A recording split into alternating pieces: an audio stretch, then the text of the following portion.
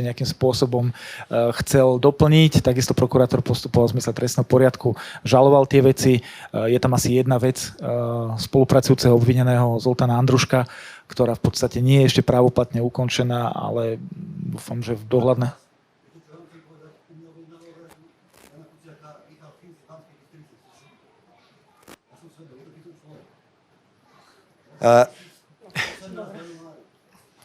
Prepáčte, touto vyšetrovacú verziu asi počujem úplne prvýkrát v živote a môžeme skúsiť po diskusii, že... A určite sa vám povenujeme. Dobre? Je to aj prokurátor, takže...